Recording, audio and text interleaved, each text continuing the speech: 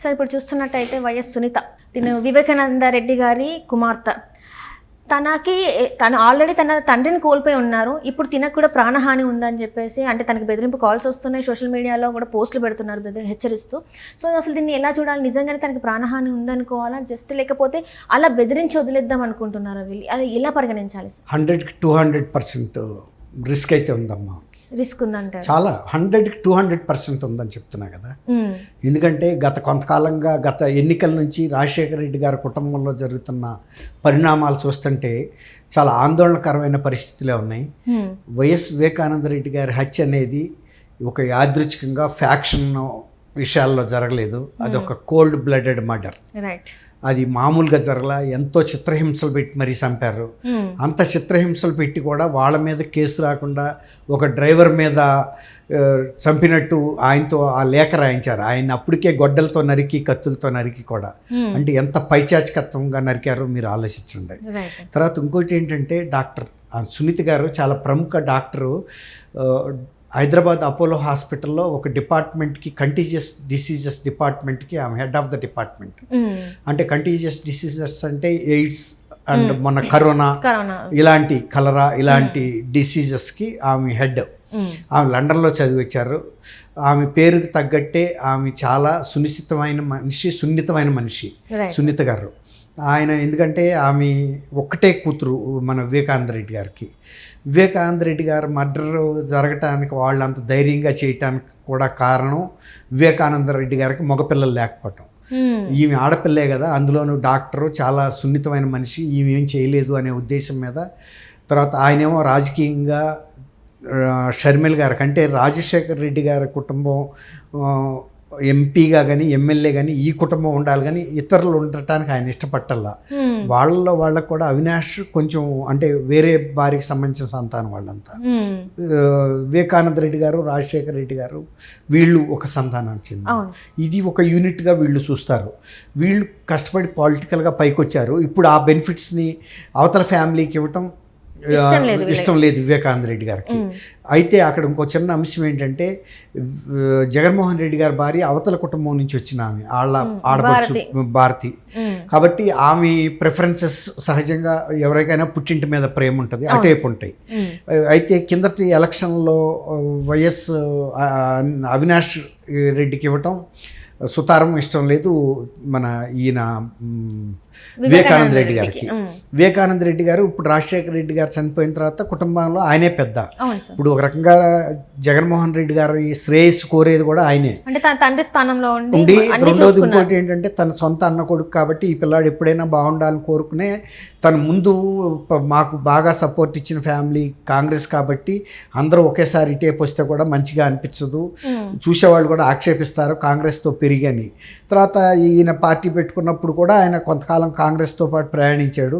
కానీ ఈయన స్థిరపడిన తర్వాత ఇక నేను కూడా ఇటుండి జగన్మోహన్ రెడ్డికి గైడెన్స్ ఇస్తూ ఈ ఫ్యామిలీకి పెద్దగా ఉండాలనుకున్నాడు తప్ప పార్టీలో పెద్దరికం తీసుకోవాలని ఆయన ఇప్పుడు అనుకోవాలి. ఆయన కోరుకున్నదల్లా ఒకటే, ఆయన స్వార్థం అనుకోండి, ఇంకోటి అనండి. ఇప్పుడు సొంత కూతురు మీద కూడా ఆయనకేం రాజకీయ అంచనాలు లేవు. ఎందుకంటే ఆమె డాక్టర్గా ఉంటుంది తప్ప ఆమె రాజకీయాల పట్ల ఎప్పుడు కూడా సుముఖత చూపిన వ్యక్తి కాదు, ఇంట్రెస్ట్ కూడా లేదు. ఈయన కూడా రిటైర్ అయిపోయిన పరిస్థితి కాబట్టి ఆయన షర్మిల్ని ప్రొజెక్ట్ చేయాలనుకున్నాడు. లేదంటే విజయం గారి కన్నా షర్మిల మీద ఎక్కువ చూపు ఉంది ఆయనకి. ఎందుకంటే షర్మిల చిన్నపిల్ల, ఇంకా చాలా భవిష్యత్తు ఉంది. ఇంకా విజయలక్ష్మి గారు ఇప్పుడు వరకు గృహిణిగా ఉన్నారు తప్ప ఈమెలాగా ఇంగ్లీష్ మీడియంలో ఎక్స్పోజర్ అవన్నీ లేవు. ఈ పిల్లలో లీడర్షిప్ అన్నీ ఉన్నాయి. కాబట్టి సునీత్ గారు అదే షర్మిల్ని ప్రొజెక్ట్ చేస్తే బాగుంటుంది. తర్వాత అట్లాగే జగన్మోహన్ రెడ్డి గారు ఒక పార్టీ పెట్టి చీఫ్ మినిస్టరే కాగలిగాడు కాబట్టి జగన్మోహన్ రెడ్డి గారి గురించి పెద్దగా ఆలోచించక్కర్లేదు. ఆయన కేవలం ఒకటే బాధ్యత ఏంటంటే, జిల్లాలో వాళ్ళ కుటుంబ ప్రతిష్టని, ఆ పార్టీ ప్రతిష్టని నిలబెట్టడం వరకే ఆయన బాధ్యత. రాష్ట్రంలో ఏం జరుగుతుందో ఆయనకు అనవసరం. ఎప్పుడు కూడా ఆయన అట్లా ఇతర వాటిల్లో జోక్యం చేసుకోవాలి. రాజశేఖర రెడ్డి గారు బతికున్న టైంలో కూడా కేవలం కడప గురించి కడప జిల్లా వరకే పరిమితం అయ్యాడు. మరీ ముఖ్యంగా కూడా పులివెందులకి, ఇంకా కడపలో కూడా కొంచెం దూర ప్రాంతాలు ఇట్లాంటివి ఉంటాయి కాబట్టి రాజశేఖర రెడ్డి గారు ఇతర స్టేట్తో పాటు దాన్ని కూడా చూసుకునేవాళ్ళు. ఏదైనా స్పెసిఫిక్ సబ్జెక్ట్ ఉంటే తప్ప ఈయన పెద్దగా ఇంటర్ఫీర్ అయ్యేవారు కాదు. మహా అయితే కడప లోక్సభ స్థానం వరకే అట్లా అనమాట. రాజంపేట లోక్సభ స్థానం కూడా ఈయన అంత పెద్ద క్లోజ్గా మానిటర్ చేసే ఇది ఉండేది కాదు. ఆయనకి ఇంట్రెస్ట్, టైము, ఆయనకి ఆ శక్తి కూడా. అట్లా ఆయన వీళ్ళకి ఒక రకంగా శత్రువు అయిపోయాడు కుటుంబంలో ఒక వర్గానికి. అందువల్ల అది మొదట ఏమనుకున్నారంటే జగన్మోహన్ రెడ్డి గారు చెప్పింది, చంద్రబాబు నాయుడు గారు, లోకేష్, తర్వాత ఆదినారాయణ రెడ్డి అని జమ్మలమడుగు ఎమ్మెల్యే ఆయన, అండ్ బీటెక్ రవి ఇప్పుడు తెలుగుదేశం క్యాండిడేట్ అక్కడ, ఇంకెవరో చెప్పాడు, వీళ్ళు 5 కలిపి సామూహికంగా హత్య చేశారు, అతి కిరాతకంగా అని అన్ని మీడియాల ముందు చెప్పాడు.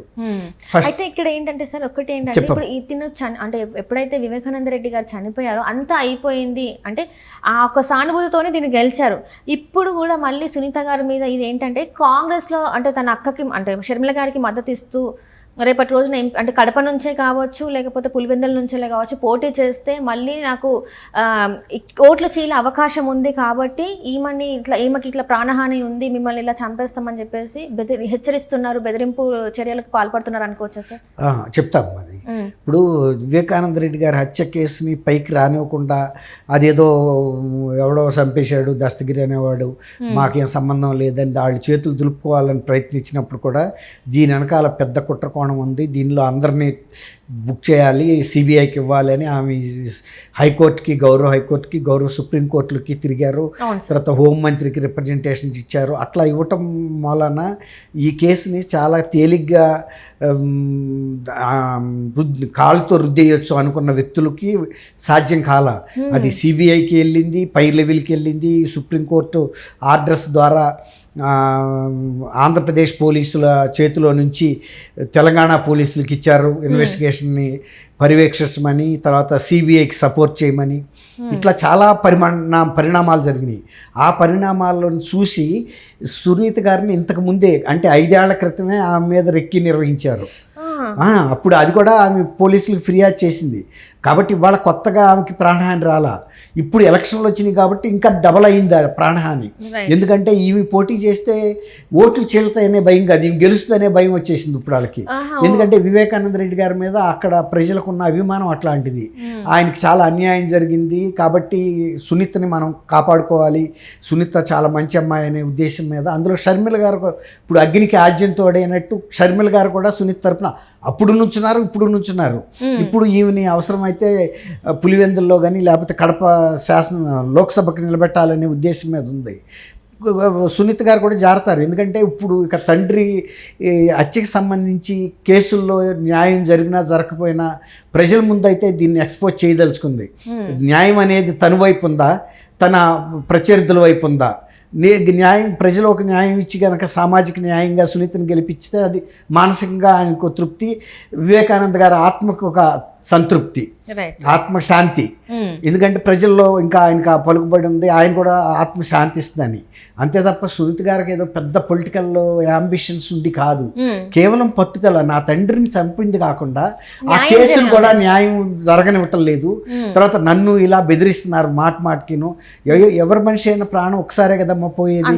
ఇక అందుకే తెంపుకొచ్చేసింది. ఇప్పుడు నా తండ్రినే ఇంత ఘోరంగా చంపినప్పుడు నా ప్రాణం ఎంత, ఆఫ్టర్ ఆల్ తీస్తారు, ఎంతమందిని తీస్తారని ఒక తెంపుకు రాబట్టే. కానీ లేకపోతే డాక్టర్ సునీత గారు అసలు అట్లా రాజకీయాల్లోకి వచ్చి పెద్ద పెద్ద పదవులు ఆశించిన మనిషి కూడా కాదమ్మా. వాళ్ళు పిల్లిని బోన్లో పెట్టి కొడితే పులి అవుతున్న సందంగా తయారైంది ఇష్యూ. అట్లా మనం చూడాలి.